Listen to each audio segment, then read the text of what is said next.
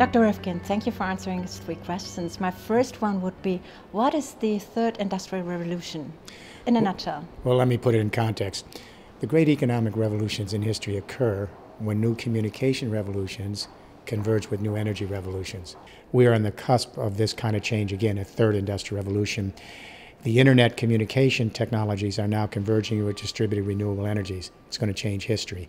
Companies need to rework their infrastructure, and it's mostly IT infrastructure. So what is the new role of the CIO? The Chief Information Officer now has a much bigger role. They're going to become the Chief Productivity Officer. When the internet begins to manage the new green renewable energies, they come together in one matrix. We now know that 86% of all the increases in productivity are the result of increases in energy efficiency. Now the CIOs have within their grasp this new internet and IT technology, which allows them to monitor, regulate, and manage energy flows across the supply chain, the production process, the marketing, and the logistics.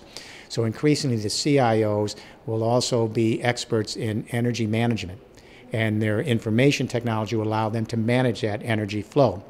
To the extent that a CIO can manage energy flows across the production and supply chain and increase their energy efficiencies, reduce their losses, it'll increase their productivity, and that will be the bottom line for the companies. Occupy IT, your comment.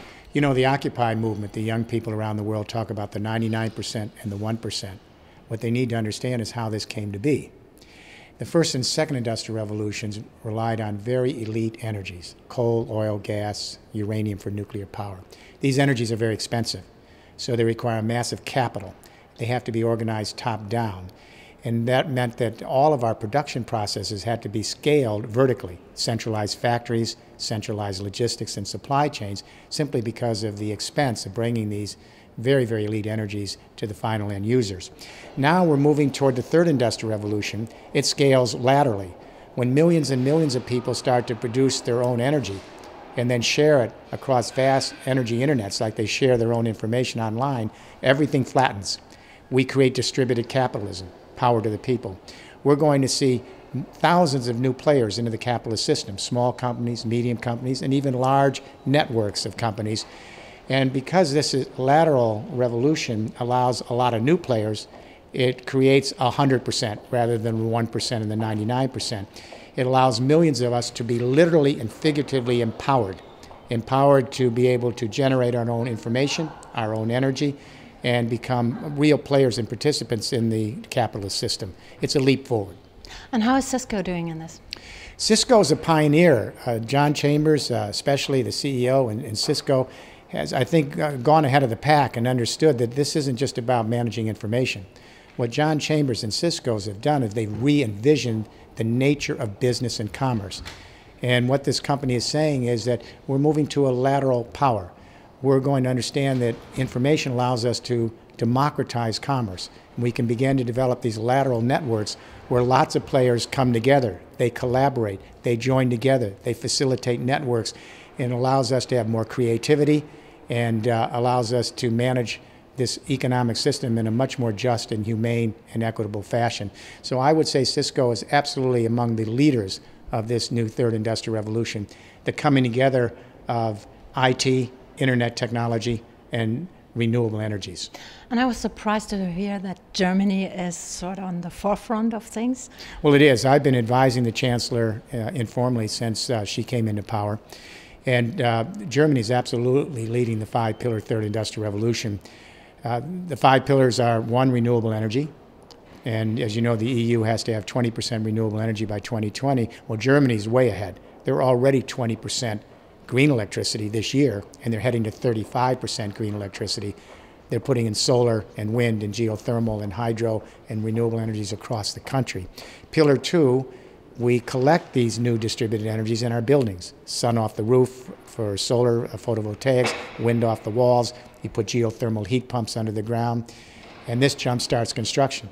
We have to completely convert the infrastructure and the buildings of the world. Well, Germany, and this will surprise people, has already converted 1 million buildings to partial power plants with solar panels, vertical wind, etc., and created 370,000 net jobs. Pillar 3, we have to put it in hydrogen.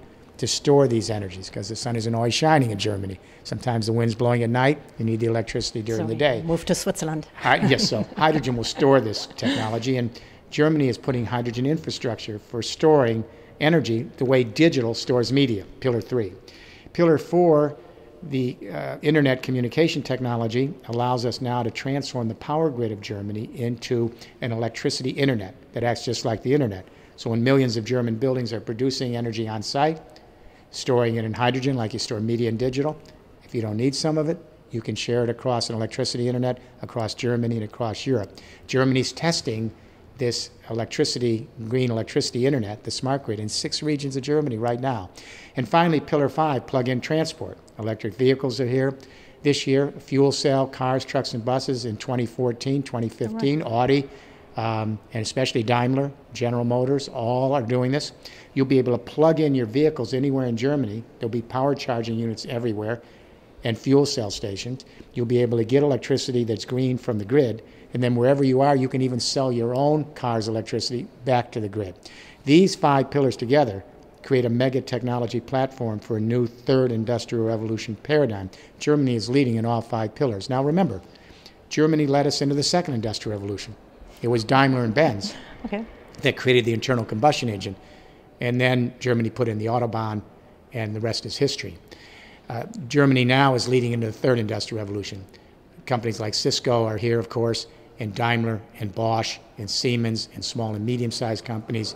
And they're beginning to become the engine for this new economic revolution. It's very exciting.